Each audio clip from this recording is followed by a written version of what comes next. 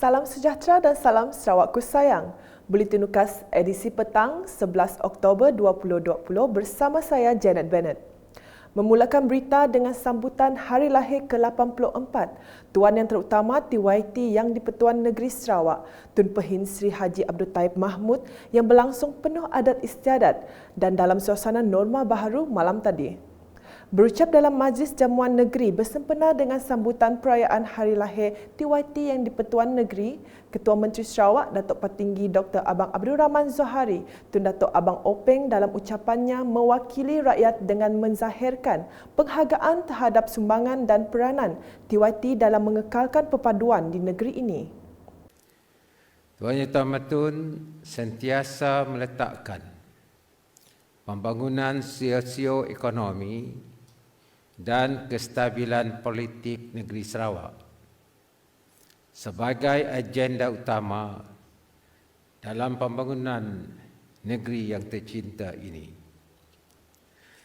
Tuan Yang Terhormat adalah lambang perpaduan rakyat Sarawak yang berbilang kaum dan berbilang agama. Perpaduan dalam pelbagaian merupakan identiti utama Sarawak yang perlu terus dipupuk dan dipertahankan sampai bila-bila masa. Kesungguhan Tuan Yang Terhormat ketika menjadi Ketua Pentadbiran Negeri dalam merencanakan pembangunan negeri juga dilatari oleh perpaduan kaum yang utuh dan saling ingin bertolak ansur. Dalam pada itu, Ketua Menteri turut memberitahu kerajaan sedang giat meningkatkan keupayaan pusat data dan inovasi dalam menjana sektor ekonomi negeri. Pada masa kini, data raya atau big data merupakan new oil dalam ekonomi.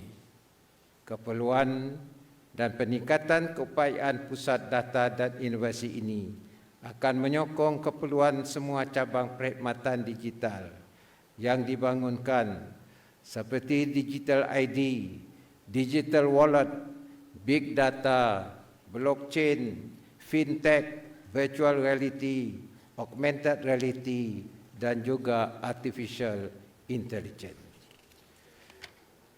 Beliau turut menjelaskan pelbagai program pembangunan yang sedang dirancang dan dilaksanakan merupakan pengisian kemerdekaan yang sebenar yang menjadi perjuangan utama Kerajaan Gabungan Parti Sarawak GPS.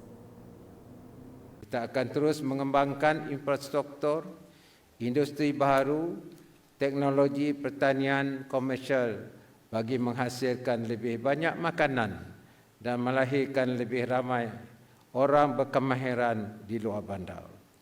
Berita seterusnya, Menteri Muda Utiliti Elektrik Luar Bandar, Datuk Liwan Lagang, menyambut baik penganjuran program Impact Outreach Anjuran Pekeso Sarawak dan Kementerian Sumber Manusia. Katanya, program disertai 6 syarikat besar tersebut dapat membantu golongan belia di Belaga mencari pekerjaan bagi mengubah kehidupan mereka. Jelas Datuk Liwan, penganjuran program berkenaan juga dilihat sebagai pengiktirafan syarikat terbabit kepada kerajaan negeri terutama di kawasan Belaga yang telah menyediakan bekalan elektrik dari Murum dan Bakun untuk membolehkan mereka beroperasi. Beliau berkata demikian semasa majlis perasmian program Impact Outreach di Dewan Masyarakat Belaga pada Sabtu. Selanjutnya, Persatuan Kebangsaan Dayak Bidayuh DBNA telah diberi kepercayaan oleh kerajaan negeri bagi melaksanakan pendokumentasian tanah-tanah hak adat Bumiputera NCR bagi kaum Bidayuh. Menteri Muda Pengangkutan Sarawak Datuk Dr. Jerib Susil berkata, bagi kawasan Dun Mambong, 4 kampung telah dilakukan penyukatan dokumentasi tanah individu oleh Jabatan Tanah dan Survey bagi mengeluarkan surat hak milik tanah di bawah Kanun Tanah Negeri Seksyen 18.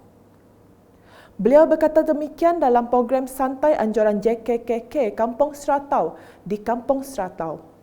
Ahli Dewan Undangan Negeri Adun Mambong itu menambah, Kampung Seratau kini sudah membangun dengan baik dan fokus akan diberikan kepada pembangunan ekonomi melalui eko-pelancongan dan agro-pelancongan yang akan meliputi seluruh kawasan Dun Mambong.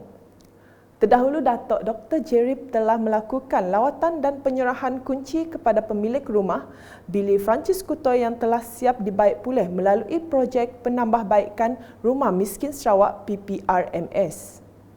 Berikut pula, pergerakan pemuda PBB Sarawak telah menjelajah ke Kapit diikuti ke Ulu Baram, Telang Usan untuk bersama melihat sendiri cara hidup masyarakat luar bandar di seluruh pelosok negeri ini. Ketua Pemuda PBB Sarawak Merangkap Adun Layar, Garrett Rentap Jabu berkata jelajah itu secara langsung dapat mempertemukan pemimpin pemuda dengan rakyat akar umbi. Jelasnya jelajah berkenaan juga merupakan platform kepada masyarakat akar umbi untuk mengutarakan pandangan dan cadangan berkaitan isu semasa.